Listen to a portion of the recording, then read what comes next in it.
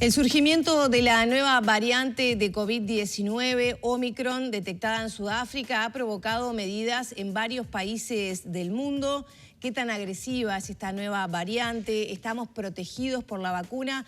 Serán algunas de las preguntas que intentaremos responder con el doctor Homero Bañulo, infectólogo. Bienvenido nuevamente a Arriba Gente, doctor. ¿Cómo anda? Gracias por la invitación. Buen día. Muy bien. Bueno, ¿qué sabemos de esta nueva variante? ¿Es más agresiva? Porque por un lado están las medidas restrictivas que responden como, ¿no?, a una amenaza fuerte, pero por otro lado surgen voces de la Organización Mundial de la Salud, de la ciencia, diciendo que no estamos todavía ante una variante agresiva y que por ahora han habido casos leves. ¿Qué se sabe de esta variante? Bueno, en principio aclarar que lo que se sabe es transitorio, porque hay que esperar un poco a tener ulteriores datos, aunque realmente se ha avanzado muy rápido, sobre todo en la genómica de estas variantes. En el marco de eso, conceptualicemos un poco qué hay que saber cuando aparece una nueva variante, ¿no? Como está dicho ya en varios lados, ante una nueva variante hay que contestarse 3 preguntas.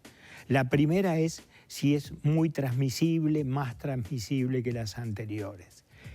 Eso, por los datos que tenemos ahora, parece ser así, sí, que es muy transmisible, ya que en Sudáfrica, donde apareció, aumentaron los casos de una semana a otra en un 592%, lo cual hablaría de la transmisibilidad de esta variante. Si bien todas no son variantes, todas las que están etiquetadas, no se sabe si son por Omicron o también está circulando otra variante. Lo cierto es que Sudáfrica, que estaba controlando sus casos a punto de partida de esto, aumentaron nuevamente. Y que, por lo que se vio en los vuelos que llegaron a Ámsterdam, también se transmite rápidamente y en forma bastante eficiente, porque muchos de esos pasajeros aparentemente a la salida tenían PCR negativos y cuando arriban se encuentra PCR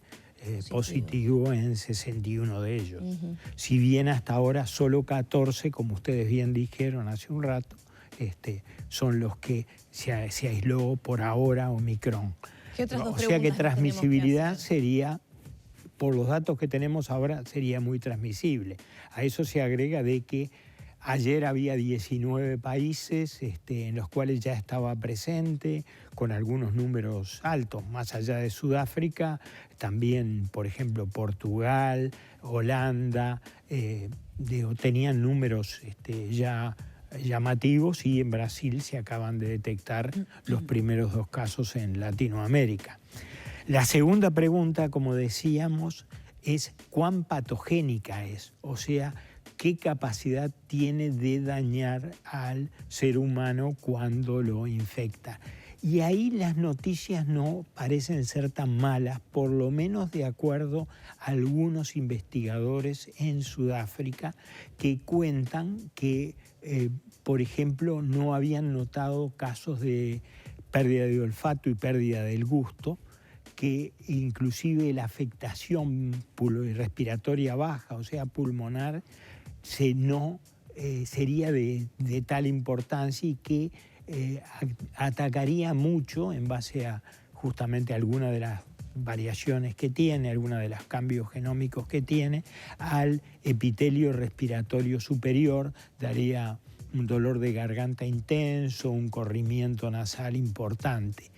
Eso es lo que están diciendo algunos, pero falta comprobarlo, porque en Sudáfrica afectó sobre todo a adultos jóvenes, y entonces no sabemos si esa es una característica o es porque en Sudáfrica los adultos jóvenes están menos vacunados que los adultos mayores. ¿Se constataron casos en CTI por Omicron?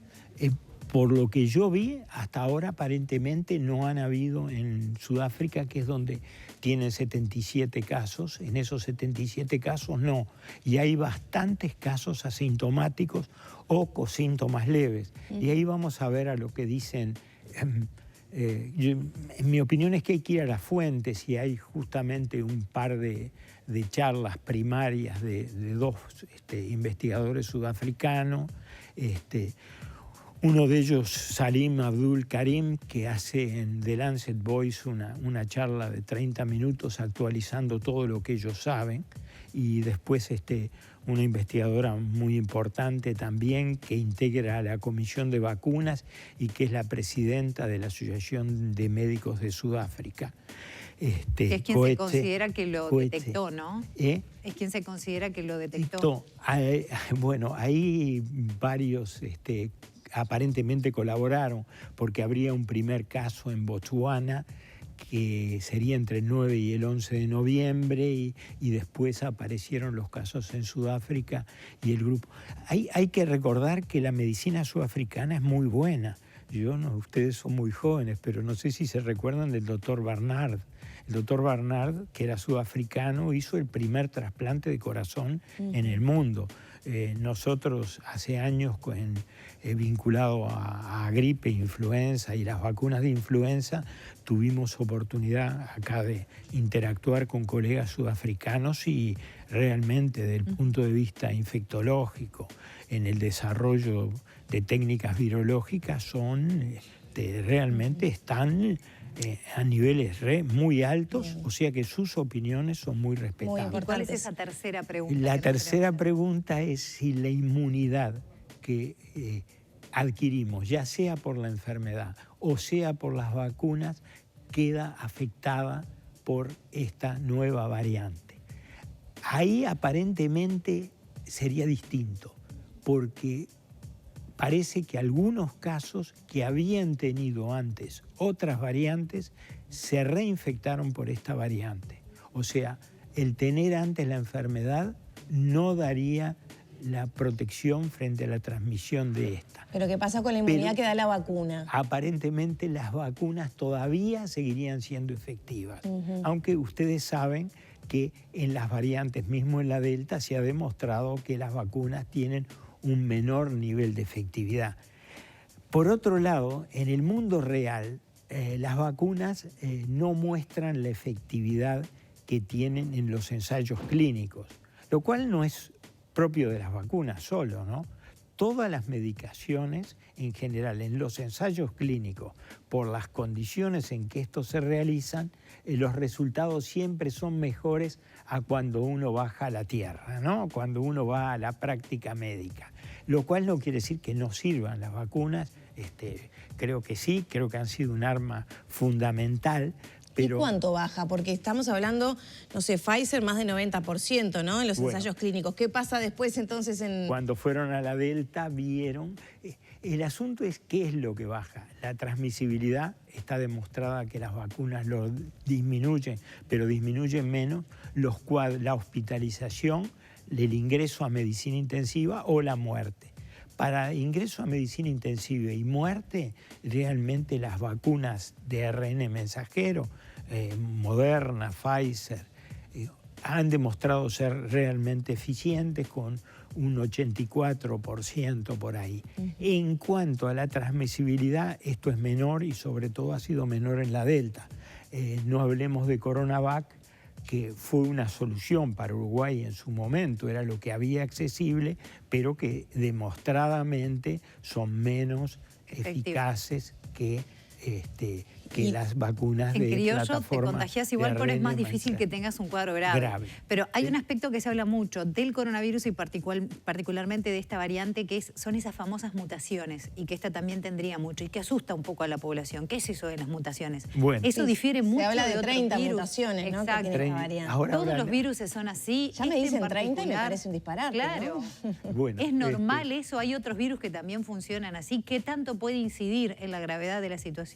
Bueno, este investigador Karim Salim, que es sudafricano, habla ya de 50 mutaciones y dice que muchas de ellas es acumulación de mutaciones de variantes previas y que habría una docena que realmente serían mutaciones nuevas en esta variante.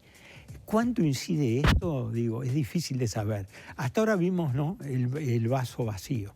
Bueno, la doctora Coetze dice que a lo mejor, yo no digo que esto sea cierto, pero digo que por lo menos merece ser considerado. Dice que a lo mejor Omicron es la solución y no el problema. A ver. Porque si una variante llega a ser muy transmisible, pero poco patogénica, o sea que no da cuadros graves, pero se le transmite a mucha gente, como es el resfrío común, que también es un coronavirus, en ese caso todos acabaríamos adquiriendo un cierto grado de inmunización por esta variante y no habría lo que realmente nos importa, que es la hospitalización, el ingreso a CTI y la muerte. Pero doctor, estamos hablando de una variante que no respeta la inmunización anterior si uno se contagió. ¿No podríamos pensar que la próxima variante que haya tenga también esa característica? Es decir, que no nos cubra habernos contagiado de Omicron para la próxima variante, por ejemplo. Aparentemente las variantes se desarrollan en pacientes que tienen los cuadros prolongados. Se dice alguna gente que en Sudáfrica, porque recuerden que en Sudáfrica ya había aparecido otra variante antes, dice que Sudáfrica uno de los problemas que tiene es que tiene mucho paciente con VIH-Sida y que esos pacientes cuando adquieren el COVID tienen cuadros más prolongados. Entonces, en estos cuadros más prolongados, el virus iría mutando y desarrollando así sus mutuaciones y juntaría por eso tantas mutaciones. Y la baja vacunación, ¿no?, que hay en Sudáfrica. Sí. Puede ser que la baja vacunación incida. Claro. La baja vacunación en Sudáfrica, porque alguien dicen, y sobre todo de la Organización Mundial de la Salud, dicen que las bajas vacunaciones están vinculadas a no disponer de vacunas. Sudáfrica pidió que no le mandaran más vacunas, porque el problema real es cómo uno distribuye esas vacunas. Y los países que tienen bolsones grandes de pobreza y dificultad en el acceso a esos lugares, aunque tengan las vacunas, esas vacunas no llegan, sobre todo estas vacunas que requieren condiciones de frío muy importantes y que no son fáciles de llegar. O sea que esto que se dice de que todo esto se soluciona si tenemos billones de vacunas, es la mitad de la verdad. Porque la otra mitad de la verdad es que tenemos que tratar de que el mundo salga de las situaciones de pobreza, como han salido China e India, que vienen saliendo de esas situaciones. África tiene que salir de eso, porque con tener vacunas solo no alcanza. Hay que, además, llegar a condiciones sociales que mejoren la accesibilidad a la salud. Doctor, ya nos quedan muy poquitos minutos, pero le quería preguntar sobre la estrategia de Uruguay, ¿no? Ya tenemos la Omicron en Brasil, es cuestión de tiempo que ingrese a nuestro país. El gobierno ha decidido estar expectantes y no cambiar la estrategia. De alguna manera eso nos blinda, nos expone más, también teniendo en cuenta el nivel de vacunación que tenemos en Uruguay y que se va a comenzar a vacunar a los niños entre 5 y 11 años. Yo le voy a dar una opinión. Yo creo que realmente estar bien vacunado, o sea, la vacunación completa no son 2 dosis, son 3 dosis. Sería 0, 1 y después del 4º mes. Hay trabajos israelíes muy importantes que muestran que Pfizer aún a partir del 4º mes baja los anticuerpos circulantes. Y que cuando uno da la tercera dosis, ¿sabe cuánto aumentan los anticuerpos circulantes? Entre 40 y 50 veces. Entre 40 y 50 veces. O sea que en mi concepto, viendo los datos, que son muy importantes, el país que más datos nos ha aportado, Israel, viendo esos datos, a mí me queda la impresión que para estar vacunado hay que tener 3 dosis. ¿Y vamos a tener que vacunar cada 4 meses entonces? No, creo que no. Creo que sí nos tenemos que vacunar 0, 1, 4 o 5 o 6 meses. O sea, 0 la primera, al mes la segunda, aproximadamente 3 semanas, un mes la segunda, y la tercera entre 4 y 6 meses, nunca más de 6 meses, preferentemente probablemente a los 4 meses. ¿Y después? Y entonces, si yo tuviera que decir, creo que Uruguay lo que tiene que hacer es apurarse muchísimo con la tercera dosis. O sea, tratar de que llegar con todos los que tienen la segunda dosis a la tercera dosis. Y lo que está demostrado con todas estas variantes, ya con la Delta también, que una dosis solo no sirve para nada. Prácticamente con una dosis no estás protegido. Gran parte de los casos que ahora mostraron en Sudáfrica tenían una dosis y realmente fue como nada. Muy poco. Nos tenemos que despedir, pero no quiero dejar que nos dé su opinión acerca de la vacunación de niños de 5 a 11, que todavía hay muchas dudas, sobre todo en padres. Y digo, creo que Uruguay hace bien en hacerla que sea optativa, que no sea obligatoria. Yo creo que Uruguay ha hecho bien en no imponer y no discutir y trenzarse en eso. Creo que de acá a cuando empiece la vacunación, por lo que leí, que va a demorar un poco, vamos a tener más datos, con lo cual va a ser la situación más concluyente. En todo el mundo este es un tema que está en discusión porque el margen de beneficios se acota. Digamos, siempre la vacunación es riesgo-beneficio, digamos, mientras que en los más viejos el beneficio es indudable. A medida que las edades fueron bajando también los beneficios. Igual puede haber beneficios sociales, o sea, el disminuir la cadena de contagios, el disminuir el ausentismo, etcétera, etcétera, que lo justifique.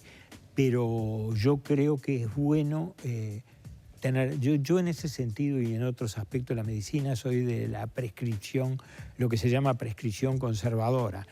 Nunca estar entre los primeros, entre los adelantados, sino esperar un poco a tener siempre datos suficientes.